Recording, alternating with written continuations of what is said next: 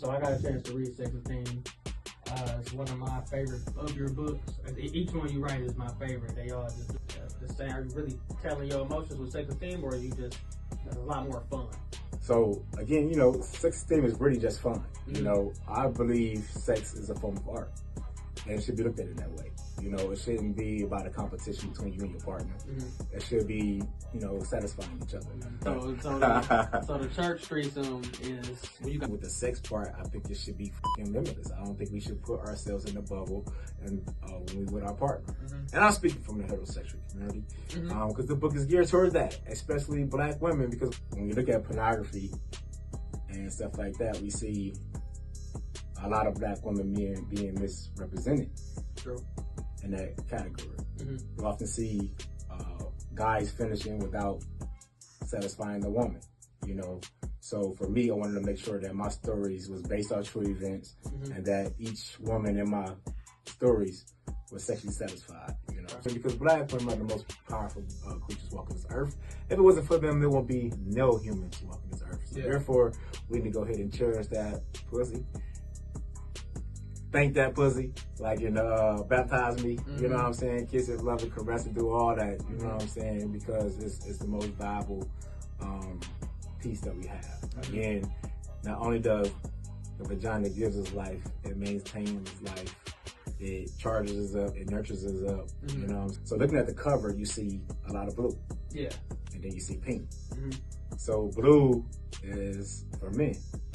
And the pink is for ladies. If you look at the his and hers symbols, that's what it's for. So basically, it's like you said, it's like kind of like a guide for women and men to pretty much enjoy themselves. So this is the first cover I designed myself. Okay. And for me, I wanted something without a human face, something that's very vibrant and that draws people in. So even with the mouth and the dripping lips and stuff like that, that was intriguing. Yeah. And then, you know, as I was completely naked with my titles and my chapters and all my other books, I like to play on words. So as you can see inside of the mouth, it says coming soon.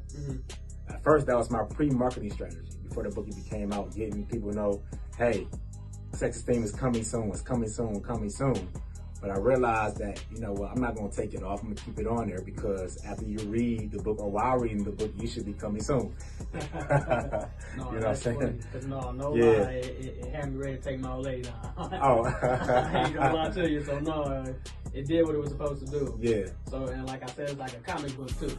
So it absolutely. Has these crazy images that are really just crazy. How to be an advocate for heterosexuals who are afraid to be vocal about their sexuality.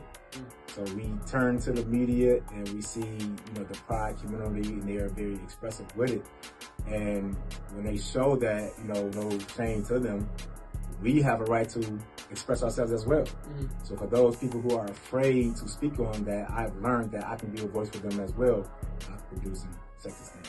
What do you think makes a lot of heterosexual couples afraid to express their sexuality? I think through slavery, as we talk about through Completely Naked Generational Curse, Chapter 3, how we have been broken to a new road that's not ours.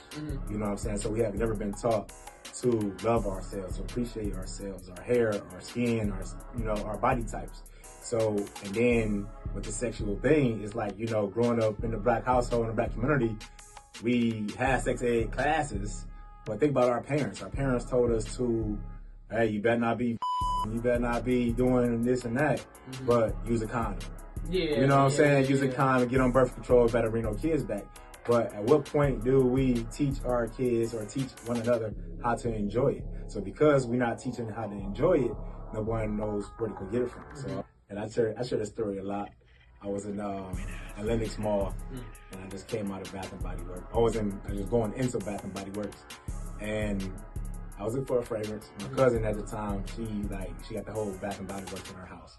So she just loved Bath and Body Works. Every time they come out with something, she got it. Yeah. And so we went there to go get some more stuff. So I asked one of the ladies that was at the store, I said, pick out something that you would want your husband to wear. You know what I'm saying? Not your boyfriend. I know you, not your boyfriend. I know you single right now, but then she wouldn't want your husband to wear. And then you want forever. Absolutely.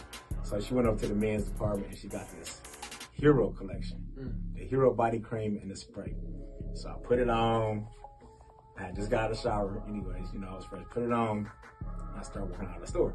When I walk out of the store, this lady just broke her neck looking back. You know, she was married and everything, so she broke her neck looking back like, God, you smell good. You know, so again, that's a part of a scent, you know, that can help, you know, enhance your sexual experience with a woman if you was to go down that route. So yeah, women may lust over us when gym, sweating and stuff like that, but however, they still want you clean and well groomed and smelling good. So that's why I want to add that aspect into the book as well too. Using your senses to create a magical experience for yourself and your partner. True. The book signing experience was pretty dope because I had just dropped Completely Naked. I just went on tour with it. And you know, at that time, Completely Naked was priced at $100. Yeah. And when I went there, they was like, "Is your books really like $100?" Because we had to check in the books, and I said, "Absolutely."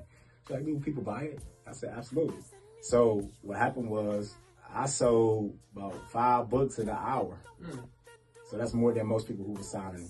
Yeah. At that, you know. What made people want to buy Completely Naked? Well, Completely Naked, for one, if you look at the cover, it really draws you in.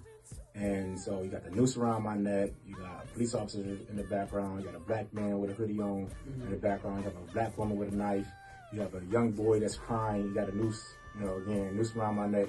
So that drew people in. And so basically with that cover, it's like if my emotions had a picture, what would it look like?